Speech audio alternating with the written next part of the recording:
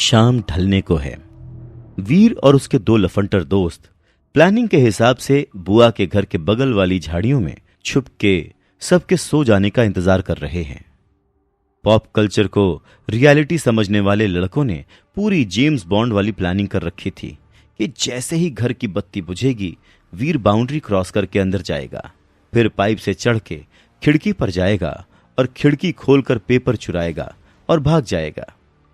पर जिंदगी James bond की मूवी से थोड़ी अलग होती है। तभी बत्ती बुझती है, वीर खुद को जेम्स बॉन्ड समझते हुए बाउंड्री क्रॉस करता है और फिर पाइप से ऊपर चढ़ने की कोशिश करता है। पर यह इतना आसान नहीं है।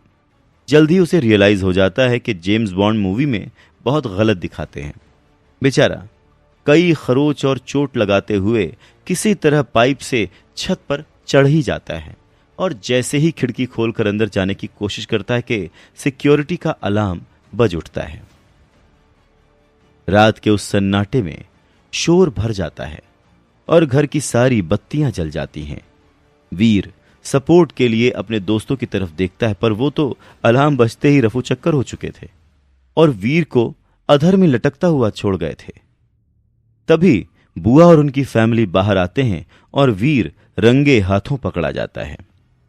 जल्द ही पुलिस आ चुकी थी और वीर को चोरी के इल्जाम में पकड़कर ले जाने वाली होती है कि तभी बुआ ने चाचाओं को भी बुला लिया जो पास ही में रहते हैं। वीर की स्थिति काटो तो खून नहीं वाली थी। उसे डर था कि कहीं मम्मी को पता न चल जाए। क्यों बे बच्चू, तूने क्या सोचा इतनी आसानी से हमारे 3 करोड़ गटकने देंगे तुझे? बुआ झल्लाई। इसकी मां को फोन करो, उसे भी तो पता चले कि उसका सपूत क्या कर रहा है। चाचा तहाड़े। नहीं नहीं, मम्मी को फोन मत करना। वीर गिड़गिड़ाया। मम्मी को पता चला तो वो टूट जाएंगी। ये सुनकर बुआ और चाचा एक दूसरे से नैन मटक्का करते हैं और फिर वीर को कहते हैं, देख बे छोकरे, मैं तुझे छोड़ दूंगी और ये चोरी का इल्जाम भी वापस ले लूंगी, लेकिन तुझे अपनी मां को मना कर वो हवेली बिकवानी होगी, समझा? तू तो समझदार है ना, समझ रहा है ना मैं क्या कह रही हूं? बुआ प्यार से धमकाते हुए बोलती है, और अगर वो हवेली अगले महीने तक खाली नहीं हुई तो याद रख, पुराने मकानों में आग बड़ी आसानी से लग जाती है। चाचा ने धमकी देते हुए इतनी बड़ी बात बोल दी जिससे वीर का अस्तित्व ही हिल गया। उसे एहसास हो गया था कि उसकी इस छोटी सी गलती का परिणाम कितना भयानक हो सकता है। अब बात सिर्फ पैसे की नहीं रह गई थी, वीर की मां और बहन की सुरक्षा की भी थी, क्योंकि ये लालची लोग उस हवेली को हासिल करने के लिए किसी भी हद तक गिर सकते हैं। वीर को अब अपनी बचकानी हरकत पर बहुत गुस्सा आता है और उसकी बुआ और चाचा उसे धमकी देकर बाहर निकाल देते हैं। इस घटना ने वीर का अस्तित्व झकझोर कर रख दिया था। अब वो समझ चुका है कि पैसे कमाने का बस एक ही रास्ता है, टाइटन पर जाना। दूसरे दिन सुबह वीर कॉलेज के बहाने से निकलकर सीधे खुराना के ऑफिस पहुंच जाता है। खुराना अपनी लैब में नहीं था। वीर उसे आवाज देता है पर कोई रिप्लाई नहीं आता। वीर बेचैन हो जाता है। उसे बहुत जल्दी है अब टाइटन पर जाकर पैसे कमाने की। अल्हड़पन और हड़बड़ी में उसने खुराना का इंतजार नहीं किया और इसीलिए वो डिसाइड करता है कि वो खुद ही कोशिश करेगा। तभी वीर सामने रखे टेलीफोन बूथ में एंटर करता है।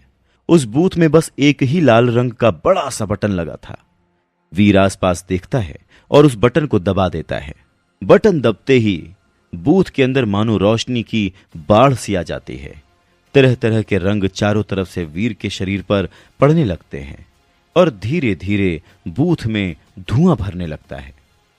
वीर उस धुएं को अपने पांव से उठकर कंधों तक पहुंचते हुए देखकर पैनिक हो जाता है और उस बटन को फिर से दबाने के लिए ढूंढने लगता है। तभी वो बूथ जोर जोर से शेक करता है और पूरी तरह से वीर धुएं के आगोश में समा जाता है। छटपटाते हुए वीर को आखिर वो बटन मिलता है और वो उसे दबा देता है। इसी के साथ बूथ शेक करना बंद कर देता है और एक क्लिक की आवाज के साथ दरवाजा खुलता है। वीर आव देखता है न ताव, बाहर भाग कर आता है और खांस खांस कर अपने फेफड़ों को साफ करता है।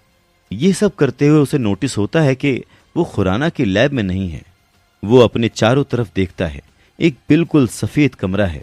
चारों तरफ और उसमें बस एक दरवाजा लगा है। वीर घबरा जाता है और वो झट से दरवाजा खोलकर बाहर जाता है। दरवाजे से बाहर जाते ही वीर की दुनिया बिल्कुल बदल जाती है। उसकी आंखों की पुतलियां फैल जाती हैं, दिल की धड़कनें और तेज हो जाती हैं। वो अपने चारों तरफ देखता है तो उसे लगता है कि वो जैसे स्वर्ग में आ गया हो। बड़े बड़े पहाड़ आकाश और धरती के बीच तैर रहे हैं। पेड़ों के पत्तों पर इतने रंग उसने अपनी पूरी जिंदगी में नहीं देखे थे। जमीन पर बिछी घास भी ऐसी चमक रही थी जैसे उनमें छोटे छोटे लेप बल्ब लगे हुए हों। हवा में भी जो स्वच्छता और खुशबू है वैसा पूरे जीवन में कभी महसूस ही नहीं हुआ। वो मंत्र मुग्ध सा चारों तरफ देख ही रहा होता है कि एक दहाड़ से उसका ध्यान पीछे की तरफ चला जाता है। पीछे की तरफ मुड़कर जो वो देखता है तो ऐसा लगता है कि जैसे उसकी धड़कन ही एक पल के लिए रुक गई हो। अचानक से उसके चेहरे के रंग उड़ जाते हैं और पांव बेजान से जमीन पर गड़ जाते हैं। वो देखता है उसके ठीक सामने एक अजीब सा जानवर खड़ा है। उसका सर शेर के जैसा है पर शरीर गेंडे के जैसा। आइस एज के लायंस की तरह बड़ी बड़ी टांग बाहर लटक रही है। पूरे सर पर टेंटिकल्स निकले हुए हैं। उसे देखने के बाद वीर चाहकर भी अपनी जगह से हिल नहीं पाता। तभी वो जानवर वीर की तरफ छलांग लगा देता है, पर इससे पहले कि वो वीर तक पहुंच पाता एक भाला उड़ता हुआ आकर उस जानवर से टकरा जाता है और वो जानवर छिटक कर दूर जा गिरता है। वीर हैरान होकर भाले की दिशा में देखता है। एक अजीब से घोड़े पर सवार गहरे हरे रंग का लबादा ओढ़े एक घुड़सवार अपने दोनों हाथों में तलवार लिए उस जानवर के पीछे जाता है। पर जाते हुए वो घुड़सवार एक पल के लिए रुक के पीछे मुड़ता है, जिससे उसके लबादे का हुड नीचे सरकता है और उसके अंदर से काले घने बाल हवा में लहरा जाते हैं। वो घुड़सवार एक लड़की थी, बेहद खूबसूरत लड़की, जिसकी काजल से भरी बड़ी बड़ी आंखें जब वीर को घूरती हैं तो वीर को लगता है जैसे उसका दिल कूद कूद कर सीने से बाहर आ जाएगा। योद्धा के वेश में इतना मासूम चेहरा, ये कॉम्बिनेशन सच में कातिल था। वो लड़की वापस आगे मुड़कर उस जानवर के पीछे चली जाती है। वीर उसे आवाज लगाने ही वाला होता है कि तभी एक हाथ आकर उसे खींच ले जाता है। वीर खुद को फिर से धुएं से घिरा पाता है और जब धुआं छटता है तो वीर देखता है कि उसके सामने डॉक्टर खुराना खड़े हैं और बेहद गुस्से में उसे घूर रहे हैं। ये क्या बेवकूफी करने जा रहे थे तुम्हें जिम्मेदारी का कोई एहसास है या नहीं? डॉक्टर खुराना भड़कते हुए वीर को डांटते हैं। वीर जानता है कि वो कोई जवाब देने की हालत में नहीं है। उसकी इस गलती से उसकी जान भी जा सकती थी। अगर तुम्हें कुछ हो जाता तो क्या होता आज? तुम समझते हो? तुम समझते क्यों नहीं कि वीर तुम अभी बच्चे हो, यह खतरनाक खेल तुम्हारे लिए नहीं है। डॉक्टर खुराना कंसर्न दिखाते हैं, पर वीर अब गंभीर हो चुका था। अंकल, ये खेल खेलना मेरा शौक या कोई इंटरेस्ट भर नहीं है, अब ये मेरी जरूरत बन चुका है। वीर की बात सुनकर खुराना शांत होकर उसे सुनने लगता है। अब वीर उन्हें पिछले 12 घंटे में होने वाली सारी घटनाएं विस्तार से बताता है और उन्हें समझाता है कि उसका टाइटन पर जाकर पैसे कमाना कितना जरूरी है। उसकी बातों को सुनकर डॉक्टर खुराना गहरी सोच में पड़ जाते हैं और वीर मायूस होकर वहीं बैठ जाता है। काफी सोचने के बाद डॉक्टर खुराना कहते हैं, ठीक है, तुम अगर टाइटन पर जाना ही चाहते हो तो मैं तुम्हें रोकूंगा नहीं, पर वहां जाने से पहले वहां के बारे में सब कुछ जानना होगा तुम्हें। मैं तैयार हूं अंकल। यह बोलकर वीर अपना पूरा कंसंट्रेशन डॉक्टर खुराना पर लगा देता है। डॉक्टर खुराना अब वीर को टाइटन के बारे में विस्तार से बताना शुरू कर देते हैं।